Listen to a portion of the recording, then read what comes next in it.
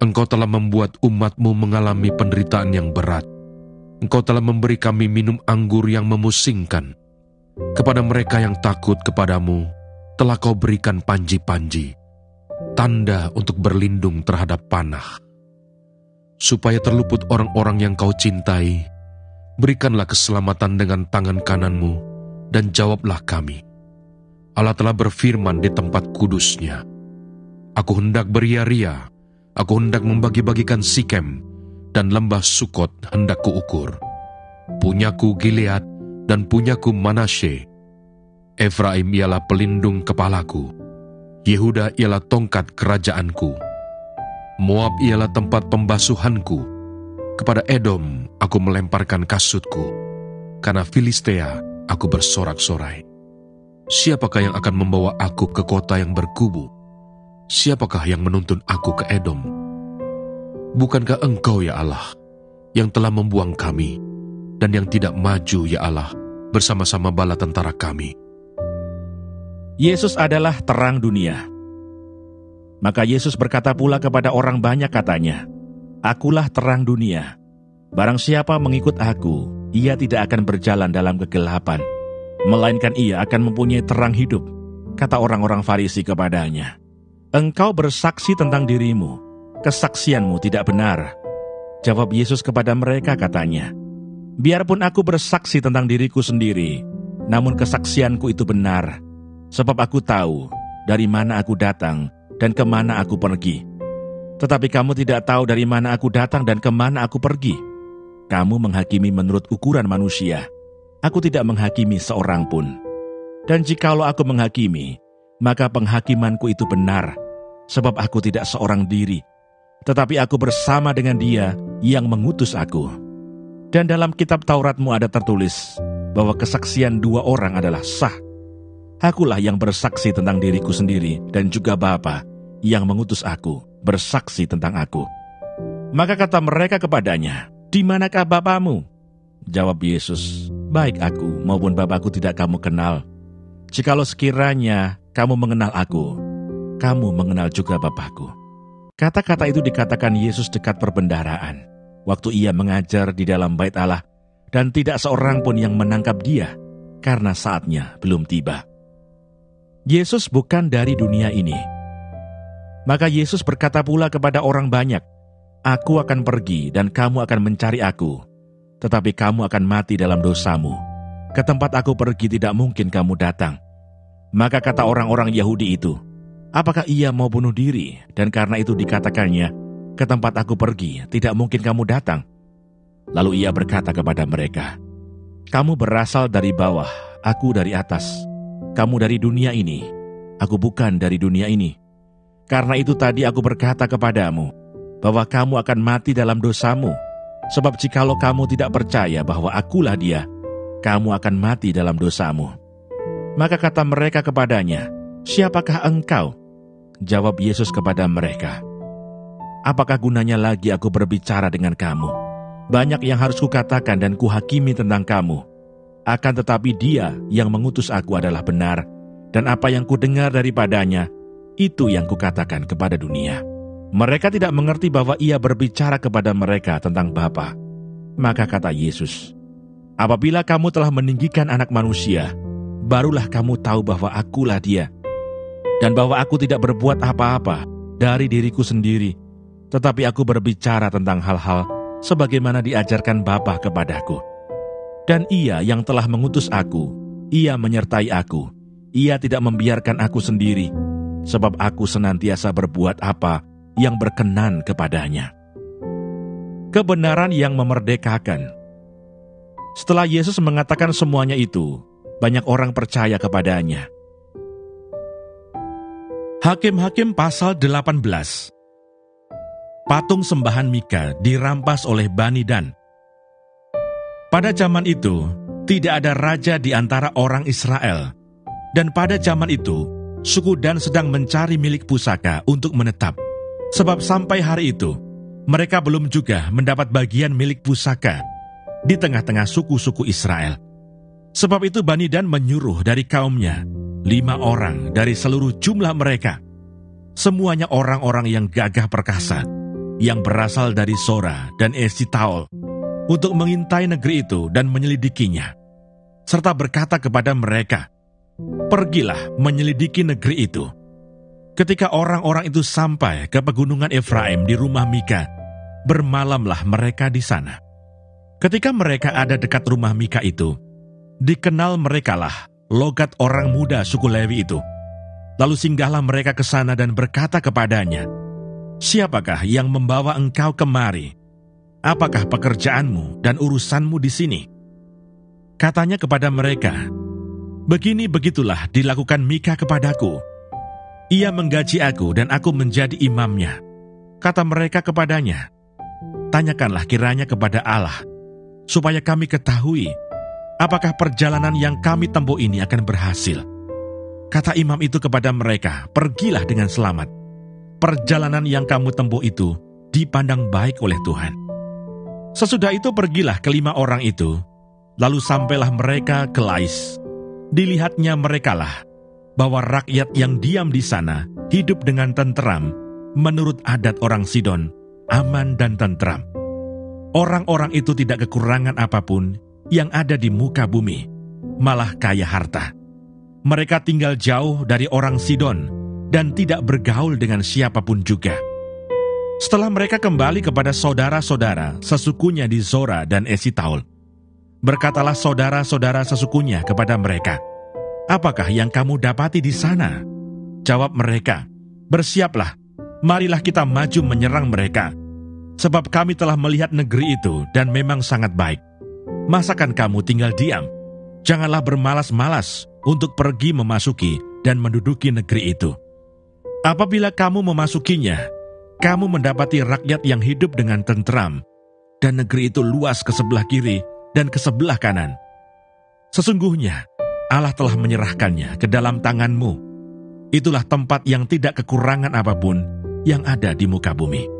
Lalu berangkatlah dari sana, dari Zora dan Esitaol, 600 orang dari kaum suku Dan, diperlengkapi dengan senjata. Mereka maju, lalu berkemah di Kiryat Yearim di Yehuda. Itulah sebabnya tempat itu disebut Mahane Dan sampai sekarang. Letaknya di sebelah barat Kiryat Yearim. Dari sana mereka bergerak terus ke pegunungan Efraim dan sampai di rumah Mika. Lalu berbicaralah ke-5 orang yang telah pergi mengintai daerah Lais itu. Katanya kepada saudara-saudara sesukunya, "Tahukah kamu bahwa dalam rumah-rumah ini ada efod, terafim, patung pahatan, dan patung tuangan? Oleh sebab itu, insafilah apa yang akan kamu perbuat." Kemudian mereka menuju ke tempat itu. Lalu sampai di rumah orang muda suku Lewi itu, di rumah Mika, dan menanyakan apakah ia selamat. Sementara ke-600 orang dari Bani Dan yang diperlengkapi dengan senjata itu tinggal berdiri di pintu gerbang. Maka ke-5 orang yang telah pergi mengintai negeri itu berjalan terus, masuk ke dalam, lalu mengambil patung pahatan, efod, terafim, dan patung tuangan itu. Adapun imam itu berdiri di pintu gerbang bersama-sama dengan ke-600 orang yang diperlengkapi dengan senjata itu. Tetapi setelah yang lain-lain itu masuk ke dalam rumah Mika dan mengambil patung pahatan, efod, terafim, dan patung tuangan itu, berkatalah imam itu kepada mereka, "Berbuat apakah kamu ini?" Tetapi jawab mereka kepadanya, "Diamlah, tutup mulut, ikutlah kami, dan jadilah bapak dan imam kami. Apakah yang lebih baik bagimu, menjadi imam untuk seisi rumah satu orang, atau menjadi imam untuk suatu suku dan kaum di antara orang Israel?" Maka gembiralah hati imam itu. Diambilnyalah efod, terafim, dan patung pahatan itu, lalu masuk ke tengah-tengah orang banyak. Kemudian berbaliklah mereka dan pergi, dengan anak-anak, ternak, dan barang-barang yang berharga ditempatkan di depan mereka. Ketika mereka telah jauh dari rumah Mika, dikerahkanlah orang-orang dari rumah-rumah yang di dekat rumah Mika, dan orang-orang itu mengejar Bani Dan itu. Mereka memanggil-manggil Bani Dan, maka berbaliklah orang-orang itu dan berkata kepada Mika, "Mau apa engkau dengan mengerahkan orang?" Lalu jawabnya, Allahku yang kubuat, serta imam juga kamu ambil. Lalu kamu pergi. Apakah lagi yang masih tinggal padaku? Bagaimana perkataanmu itu kepadaku? Mau apa engkau? Berkatalah Bani Dan kepadanya, janganlah suaramu kedengaran lagi kepada kami. Nanti ada orang yang menyerang engkau karena sakit hati, dan dengan demikian, engkau serta seisi rumahmu kehilangan nyawa. Lalu Bani Dan melanjutkan perjalanannya, dan Mika, setelah dilihatnya mereka itu lebih kuat daripadanya, berpalinglah ia pulang ke rumahnya. Lalu Bani Dan dengan membawa barang-barang yang dibuat Mika, juga imamnya, mendatangi Lais, yakni rakyat yang hidup dengan aman dan tentram. Mereka memukul orang-orang itu dengan mata pedang dan kotanya dibakar. Tidak ada orang yang datang menolong, sebab kota itu jauh dari Sidon, dan orang-orang kota itu tidak bergaul dengan siapapun juga. Letak kota itu di lembah Bet-Rehob. Kemudian Bani Dan membangun kota itu kembali dan diam di sana. Mereka menamai kota itu Dan, menurut nama bapa leluhur mereka, yakni Dan, yang lahir bagi Israel. Tetapi nama kota itu dahulu adalah Lais. Bani Dan menegakkan bagi mereka sendiri patung pahatan itu. Lalu Yonatan bin Gersom bin Musa bersama-sama dengan anak-anaknya menjadi imam bagi suku Dan, sampai penduduk negeri itu diangkut sebagai orang buangan. Demikianlah mereka menempatkan bagi mereka sendiri patung pahatan yang telah dibuat Mika itu, dan patung itu ada di sana selama rumah Allah ada di Silo. Hakim-Hakim pasal 19. Perbuatan noda di Gibea. Terjadilah pada zaman itu, ketika tidak ada raja di Israel, bahwa di balik pegunungan Efraim, ada seorang Lewi tinggal sebagai pendatang. Ia mengambil seorang gundik dari Betlehem Yehuda. Tetapi gundiknya itu berlaku serong terhadap dia, dan pergi daripadanya ke rumah ayahnya di Betlehem Yehuda. Lalu tinggal di sana 4 bulan lamanya. Berkemaslah suaminya itu, lalu pergi menyusul perempuan itu untuk membujuk dia dan membawanya kembali. Bersama-sama dia, bujangnya, dan sepasang keledai. Ketika perempuan muda itu membawa dia masuk ke rumah ayahnya, dan ketika ayah itu melihat dia, maka bersukacitalah ia mendapatkannya.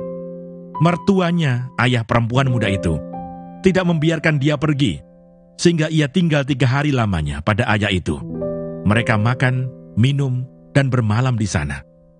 Tetapi pada hari yang keempat, ketika mereka bangun pagi-pagi, dan ketika orang Lewi itu berkemas untuk pergi, berkatalah ayah perempuan muda itu kepada menantunya, segarkanlah dirimu dahulu dengan sekerat roti, kemudian bolehlah kamu pergi. Jadi duduklah mereka, lalu makan dan minumlah keduanya bersama-sama. Kata ayah perempuan muda itu kepada laki-laki itu, baiklah putuskan untuk tinggal bermalam dan biarlah hatimu gembira. Tetapi ketika orang itu bangun untuk pergi juga, mertuanya itu mendesaknya, sehingga ia tinggal pula di sana bermalam. Pada hari yang kelima, ketika ia bangun pagi-pagi untuk pergi, berkatalah ayah perempuan muda itu, mari, segarkanlah dirimu dahulu, dan tinggallah sebentar lagi, sampai matahari surut. Lalu makanlah mereka keduanya. Ketika orang itu bangun untuk pergi, bersama dengan gundiknya dan bujangnya, berkatalah mertuanya, ayah perempuan muda itu kepadanya, lihatlah, matahari telah mulai turun menjelang petang. Baiklah tinggal bermalam. Lihat, matahari hampir terbenam. Tinggallah di sini bermalam, dan biarlah hatimu gembira. Maka besok kamu dapat bangun pagi-pagi untuk berjalan, dan pulang ke rumahmu. Tetapi orang itu tidak mau tinggal bermalam. Ia berkemas, lalu pergi. Demikianlah sampailah ia di daerah yang berhadapan dengan Yebus, itulah Yerusalem. Bersama-sama dengan dia, ada sepasang keledai yang berpelana dan gundiknya juga. Ketika mereka dekat ke Yebus, dan ketika matahari telah sangat rendah, berkatalah bujang itu kepada tuannya, marilah kita singgah di kota orang Yebus ini, dan bermalam di situ. Tetapi tuannya menjawabnya, kita tidak akan singgah di kota asing yang bukan kepunyaan orang Israel. Tetapi kita akan berjalan terus sampai ke Gibea. Lagi katanya kepada bujangnya, marilah kita berjalan sampai ke salah satu tempat yang di sana dan bermalam di Gibea atau di Rama. Lalu berjalanlah mereka melanjutkan perjalanannya, dan matahari terbenam ketika mereka dekat Gibea, kepunyaan suku Benyamin. Sebab itu singgahlah mereka di Gibea, lalu masuk untuk bermalam di situ. Dan setelah sampai, duduklah mereka di tanah lapang kota. Tetapi tidak ada seorang pun yang mengajak mereka ke rumah untuk bermalam. Tetapi datanglah pada malam itu seorang tua yang pulang dari pekerjaannya di ladang. Orang itu berasal dari pegunungan Efraim dan tinggal di Gibea sebagai pendatang. Tetapi penduduk tempat itu adalah orang Benyamin. Ketika ia mengangkat mukanya dan melihat orang yang dalam perjalanan itu di tanah lapang kota, berkatalah orang tua itu, "Kemanakah engkau pergi dan dari manakah engkau datang?" Jawabnya kepadanya, "Kami sedang dalam perjalanan dari Bethlehem Yehuda ke balik pegunungan Efraim. Dari sanalah aku berasal. Aku tadinya pergi ke Bethlehem Yehuda dan sekarang sedang berjalan pulang ke rumah. Tetapi tidak ada orang yang mengajak aku ke rumahnya. Walaupun ada padaku jerami dan makanan untuk keledai kami, pula roti dan anggur untuk aku sendiri, untuk hambamu perempuan ini, dan untuk bujang yang bersama-sama dengan hambamu ini. Kami tidak kekurangan sesuatu." Lalu berkatalah orang tua itu, "Jangan khawatir. Segala yang engkau perlukan, biarlah aku yang menanggung. Tetapi janganlah engkau bermalam di tanah lapang kota ini." Sesudah itu dibawanyalah dia masuk ke rumahnya. Lalu keledai-keledai diberinya makan, maka mereka pun membasuh kaki, makan dan minum. Tetapi sementara mereka menggembirakan hatinya, datanglah orang-orang kota itu, orang-orang Durusila, mengepung rumah itu. Mereka menggedor-gedor pintu sambil berkata kepada orang tua, pemilik rumah itu, "Bawalah keluar orang yang datang ke rumahmu itu, supaya kami pakai dia." Lalu keluarlah pemilik rumah itu menemui mereka dan berkata kepada mereka, "Tidak, saudara-saudaraku, janganlah kiranya berbuat jahat, karena orang ini telah masuk ke rumahku. Janganlah kamu berbuat noda. Tetapi ada anakku perempuan yang masih perawan, dan juga gundik orang itu. Baiklah kubawa keduanya keluar. Perkosalah mereka, dan perbuatlah dengan mereka apa yang kamu pandang baik. Tetapi terhadap orang ini, janganlah kamu berbuat noda." Tetapi orang-orang itu tidak mau mendengarkan perkataannya. Lalu orang Lewi itu menangkap gundiknya dan membawanya kepada mereka keluar. Kemudian mereka bersetubuh dengan perempuan itu, dan semalam-malaman itu mereka mempermainkannya sampai pagi. Barulah pada waktu fajar menyingsing, mereka melepaskan perempuan itu. Menjelang pagi perempuan itu datang kembali, tetapi ia jatuh rebah di depan pintu rumah orang itu, tempat tuannya bermalam, dan ia tergeletak di sana sampai fajar. Pada waktu tuannya bangun pagi-pagi, dibukanya pintu rumah dan pergi keluar untuk melanjutkan perjalanannya. Tetapi tampaklah perempuan itu, gundiknya, tergeletak di depan pintu rumah dengan tangannya pada ambang pintu. Berkatalah ia kepada perempuan itu, "Bangunlah, marilah kita pergi." Tetapi tidak ada jawabnya. Lalu diangkatnyalah mayat itu ke atas keledai. Berkemaslah ia, kemudian pergi ke tempat kediamannya. Sesampai di rumah, diambilnyalah pisau, dipegangnyalah mayat gundiknya, dipotong-potongnya menurut tulang-tulangnya menjadi 12 potongan. Lalu dikirimnya ke seluruh daerah orang Israel. Dan setiap orang yang melihatnya berkata, "Hal yang demikian belum pernah terjadi dan belum pernah terlihat sejak orang Israel berangkat keluar dari tanah Mesir sampai sekarang." Perhatikanlah itu, pertimbangkanlah, lalu berbicaralah.